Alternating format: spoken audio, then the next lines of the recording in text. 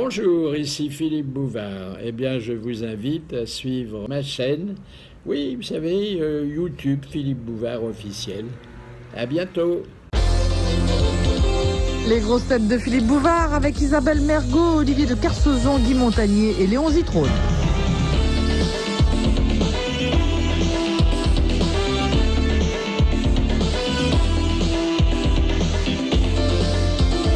Ami, qu'est-ce que c'est qu'une zigounette? C'est ce que vous aviez il y a 10 ans encore. C'est ça, c'est ce que j'ai en pendentif là. C'est zigounette ou zibounette? Zibounette, zibounette. Avec un B? Ah oui. Zigounette B comme... Certains disent zigounette. Moi je dis zibounette. Zibounette. Oh oui, c'est mignon, zibounette. C'est gentil, zibounette. Les dames n'ont donc pas de zibounette, Ah non, sauf celles non. qu'on nous leur prêtons. Elles ont Voilà. une foufounette. Oui. Il arrive parfois que foufounette aille à la plage avec zibounette. Et quand zibounette dit, bon alors on va rester là, on va être tranquille, on va s'allonger au soleil. Foufounette dit, moi je vais me baigner, tu viens? Non, moi je garde des sacs.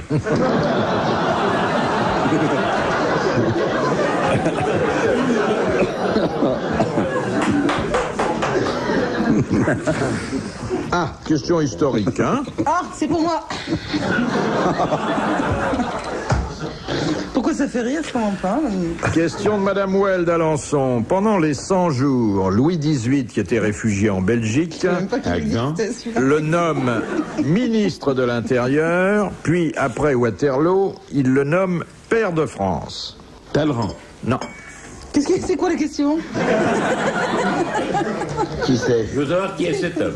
Oui, vous pensiez que je vous demandais autre chose? Là, Non, je ne sais pas, comme vous non. n'avez pas précisé. Un ancien maréchal de Napoléon? Non. C'était... Français mort? Oui. Et même bien mort. Ah, écoutez, vous méritez une zibounette d'honneur. Oh, bah alors gardez la vôtre. Zibounette, jolie zibounette. Pour qui commence à répondre cette chanson dans le speech, on le ramène tout à l'heure, ça va être l'enfer. Il le nomme père de France et avant qu'il soit vice-ambassadeur. Je te plus. Alors, c'est un homme qui n'était pas... Mais Bocaritel, vous avez compris ce que j'ai dit tout à l'heure? Ah pardon, je suis très content. Je ne peux plus pleurer. Comme un coup de poulet. C'est un homme qui n'a longtemps pas fait de politique, ça n'était pas son métier, mais il menait un combat idéologique et donc il s'est retrouvé ministre de l'Intérieur et puis père de France. Et c'est pas pour ça que l'histoire a conservé le souvenir de son nom. Ah, bah, il y a Ben, pas que si l'histoire, moi non l'histoire ne l'a plus, pas c'est conservé, pourquoi voulez-vous qu'on le retrouve? C'est un Parce peintre? qu'il y a d'autres raisons de lui rendre hommage. C'est un peintre? Non. Un savant? Un musicien? Non. Un savant? Oui. Non. Un poète, un écrivain? Un écrivain. Un écrivain. Un écrivain. Victor Hugo. Victor Hugo? Non, Victor Hugo, Mais il a ministre de été père de l'Intérieur. France. Oui, père de Mais France. il n'était pas ministre de Oui, l'Intérieur. mais il... Un écrivain. Musset. Chateaubriand. Chateaubriand. Ah oui. Bonne réponse de Léon Zitrone. Chateaubriand était ministre de l'Intérieur. C'était un ministre in partibus, puisque c'était pendant les 100 jours. Oui. Donc ça voulait pas dire grand-chose. De Madame Minougras. Oh, je la connais. Souvenir. Très copain. Souvenir. Souvenir. Souvenir. La la la la la. Souvenir du temps passé. Qu'est-ce qu'elle dit, Madame Zibou... Qu'est-ce qu'elle dit, Madame Zigounette et tout, mais Zibounette. le mec qui lui a opéré l'œil, il a pas filé un coup de talon dans le cerveau par hasard au moment du match de foot. Ouais. Qui n'écrivit que 2 ouvrages. Le chemin de la perfection et le château intérieur. Pas français, Vous ne voulez pas donner la première partie? Mao Tse-tung. pas français est mort. Ah, N'écrivit... c'est la question en totalité. Là. Mao Oui, Tse-tung. oui. Qui n'écrivit que 2 ouvrages? D'abord Mao. La perfection. Le chemin de la perfection Putain de et le question château... C'est pas un français, on dit.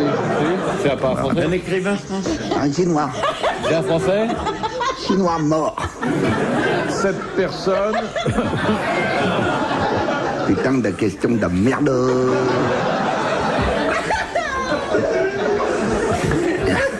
en vietnamien. Les fourmis Bombala, c'est pas aujourd'hui, c'est l'autre fois les fourmis Bombala. Non, vous ne parlez pas de fourmis Bombala. Pas aujourd'hui,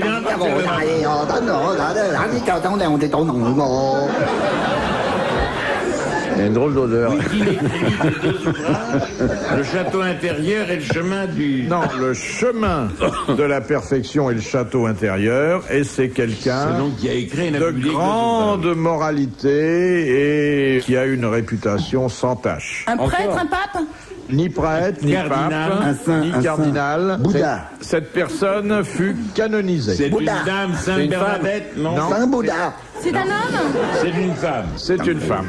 C'est une femme, mais Sainte c'est Thérèse. Sainte Thérèse. Sainte Thérèse. De Lisieux. Non. Davila. Davila. Ah, pardon. Bonne réponse de Léon Zitrone et de l'amiral.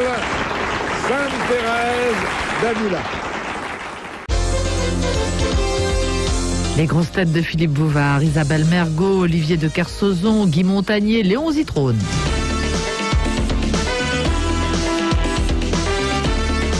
Bien, alors, la question de monsieur Onzuski.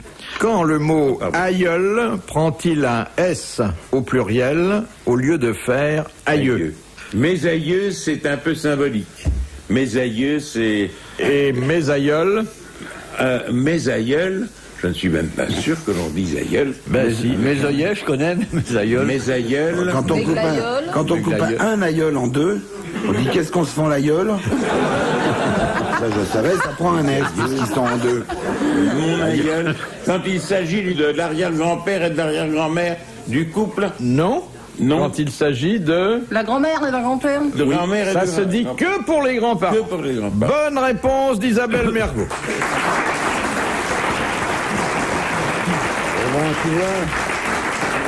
Tu vois quand tu veux. Mes aïeuls, c'est pour grand-papa et grand-maman. Grand-papa. Non, c'est le grand-père et la grand-mère. On dit la vieille. Les aïeux, c'est tous les autres ascendants. C'est pour bon papa. Bon papa, où tu es? Bon papa, je suis dans la salle de bain, bonne maman. Ah bon, qu'est-ce que tu fais, bon papa? Je me lave les dents. Ah ben profites-en, lave aussi les miennes.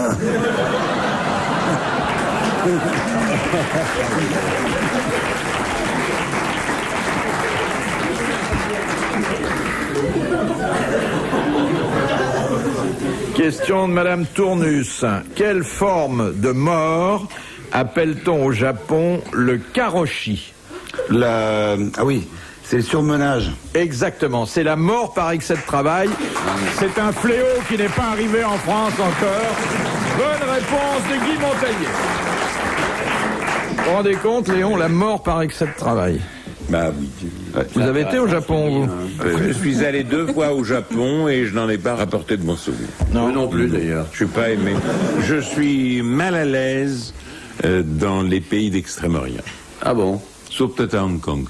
À cause des geishas? Non pas à cause des geishas, mais parce que je ne comprends pas, Ah bon, je ouais, suis sérieux, la psychologie orientale, extrême-orientale. Les putes japonaises aussi Je la font comprends pas. des morts en surmenage terribles.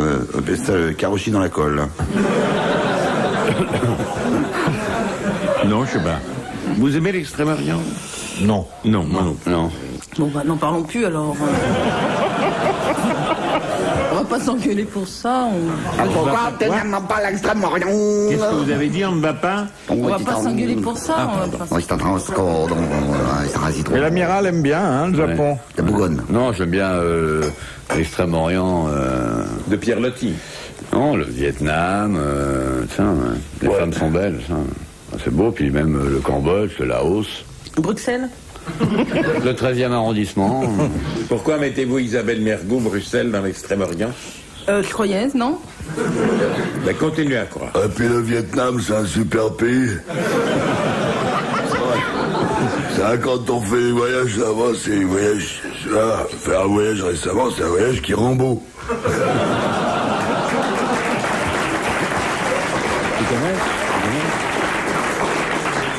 On y retournera à Brunel.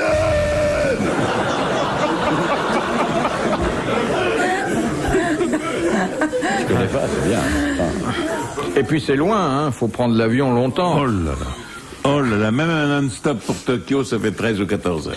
Ouais, Ça vaut pas la peine. Et Rambo 1 et Rambo 2 qui se promènent dans la jungle, là.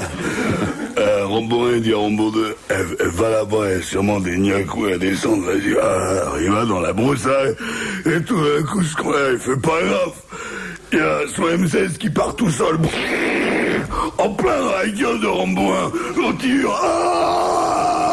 défiguré. Alors l'autre, il fait, ça va, il gueule pas comme ça, moi aussi j'ai eu peur.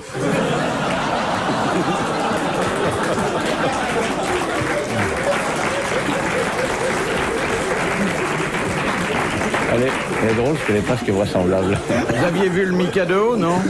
Oui. Ah oui? Oui. Le vieux, celui qui est mort. Hein. Le vieux. Il avait l'air d'un petit monsieur très gentil, très propre. Oui, je ne suis pas sûr qu'il l'eût été, puisque c'est quand même c'était l'un des grands responsables de la guerre 41-45.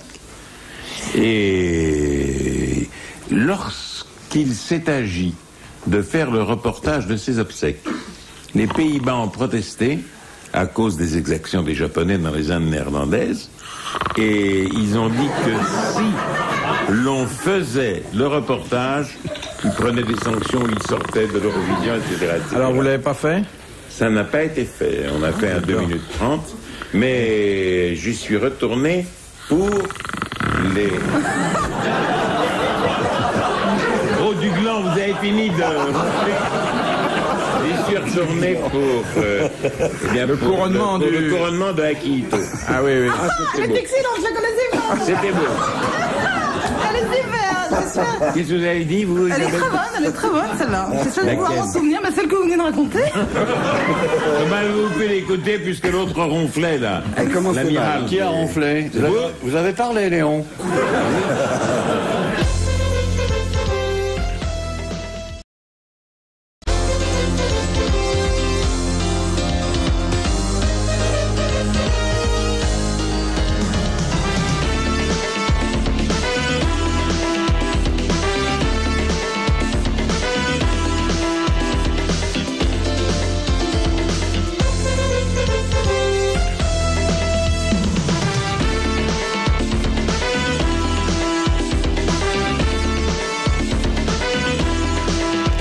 Pour la dernière fois aujourd'hui, les grosses têtes de Philippe Bouvard, avec Isabelle Mergot, Olivier de Kersauzon, Guy Montagnier et Léon Zitrone.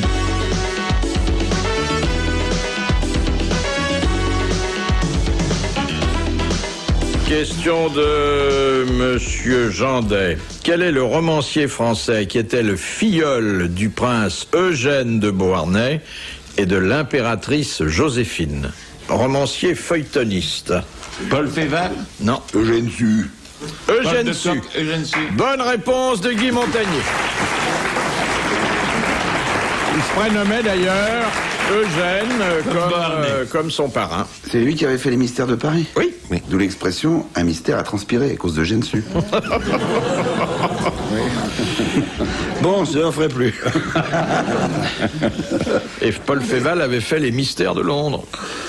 Question de Madame Mouchat. Par qui fut financée la construction de l'église San Francesco qui se trouve à Nuoro en Sardaigne? Mafia? Par la mafia? Mais plus exactement. Scarface? Non. Al Capone? Al Capone. Scarface. Oui, enfin, je préfère son nom à son surnom. Bonne réponse de Léon Zitrone et merci à l'amiral. Question de Monsieur Blavier de Braine-l'Alleud. Qu'est-ce qui différencie le marteau bourgeois des autres marteaux? L'enclume. Non. Il y a Quand il n'est pas accompagné avec une faucille, c'est un marteau bourgeois. un truc pour enlever. Il y a un truc pour enlever le clou. Exactement. Il est fendu d'un côté pour arracher les clous. Bonne réponse d'Isabelle Mergo.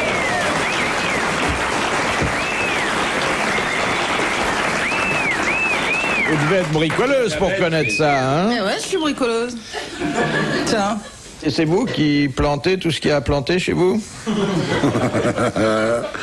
Pourquoi tu ris? Qu'est-ce qu'il y a? Est-ce que t'arraches les clous après? Rien. Mais je comprends pas. Mais je fait rien. C'est pas grave. De Madame Tussaud. En kayak, comment appelle-t-on l'acrobatie qui consiste à se retourner dans l'eau avec son embarcation et à se redresser ensuite? Salage. Une tentative de noyade. C'est employé que pour ça? Oui, oui. Ça commence ski, quelque chose, non? Un chavirage. C'est un ski, ski d'eau, ski... C'est presque ça.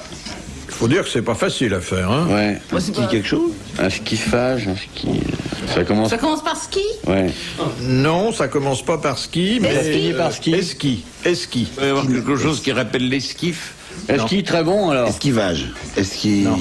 Esquimotage. Esquimotage, bonne réponse de l'amiral.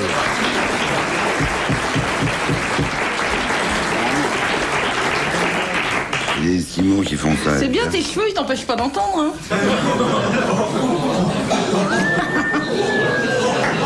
Oh, amiral, on vous cherche là, hein? Non, non, non. Vous voulez dire que c'est pas l'amiral qui a répondu, c'est quelqu'un qui lui a soufflé? Non, je vais m'adresser à Guy. Hein?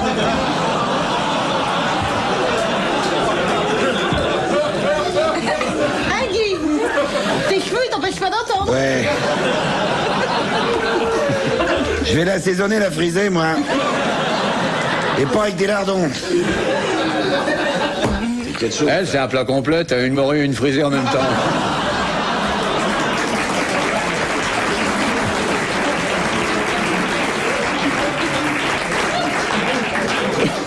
De Madame Sévère, que fait un thanatopracteur dans l'exercice de son art? Il embaume les morts. Exactement, ça a été un de vos métiers, Léon. Bonne réponse de Léon Zitrone.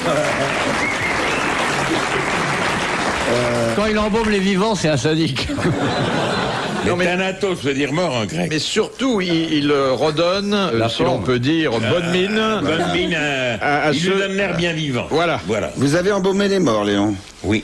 Et vous embaumez toujours? Il est difficile de dire, c'est une opération délicate, mais si vous veniez à mourir, vous me feriez? conviez-vous à mes soins. Ah, volontiers. Et je vous embaumerai. Oh, ça me plairait beaucoup. On fera un prix à votre famille. Surtout si vous mourrez deux fois. Ah, c'est gentil. Mourrez, Léon fera le reste, c'est sa devise. Tout à fait. Mourrez, Léon fera le reste.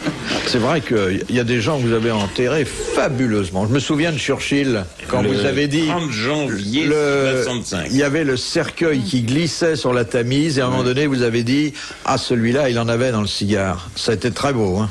Vous êtes sûr que c'est moi, que c'est pas quelqu'un qui faisait le reportage à la radio et dont je ne vous citerai pas le nom? C'était pas J'en avais dans le cigare. Dernière citation de Mademoiselle Fritz de Cornimont. J'ai su c'était Cornimont. Oui, je vais vous dire, c'est dans le 88. Qui a dit « Que reste-t-il d'un homme infidèle ?» Son nom, sa situation, sa fortune, 3 choses dont bien des femmes savent se contenter. Sacha Guitry. Sacha Guitry. Bonne réponse, Isabelle Mergo. Bravo, merci. À la prochaine.